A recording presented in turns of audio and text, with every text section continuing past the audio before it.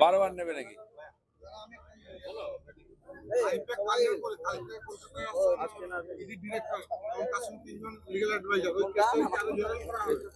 না না, আইপ্যাক এর ব্যাপার নয়।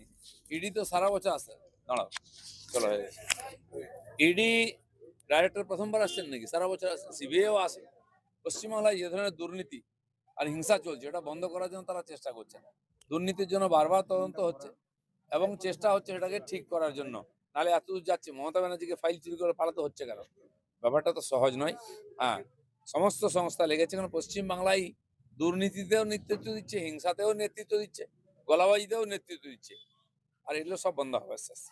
আশা কর্মীদের যে আন্দোলন, চন্দ্রিমা ভট্টাচার্য বলেছেন যে আন্দোলনের পেছনে অন্য রাজনৈতিক দলের মদত রয়েছে, বিজেপিকে কটাক্ষ করে বলেছেন। আচ্ছা, সরকারের বিরুদ্ধে আন্দোলনেরই মদত রয়েছে? এত স্কুলের মাস্টারদের চাকরি চুরি হয়েছে, কার মদত রয়েছে?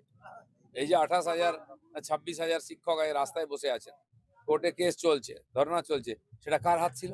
তার পার্টির লোকেরা টাকা খায়নি? তাহলে ওই বন্ধ ফ্ল্যাটেতে হাজার হাজার 600 কোটি টাকা এলো কোথেকে? পার্থবাবু জেল গেলেন কেন? ওইসব মিথ্যা কথা বলে আর মানুষকে বোঝাতে পারবেন না। সুপ্রিম কোর্টের নির্দেশ অনুযায়ী তালিকা প্রকাশ করতে সম্ভাবনা দেরি হচ্ছে, তাহলে কি পশ্চিমবঙ্গের রাষ্ট্রপতি যতক্ষণ না পুরোপুরি এসআইআর কমপ্লিট হচ্ছে, কমপ্লেন শোনা হচ্ছে, ততক্ষণ পর্যন্ত আর লিস্ট বেরোবে না, ইলেকশন হবে না। এরা যত গন্ডগোল করবে ইলেকশনে পিছিয়ে যাবে, তারপরে যা হবার হবে। জয় শ্রীরাম।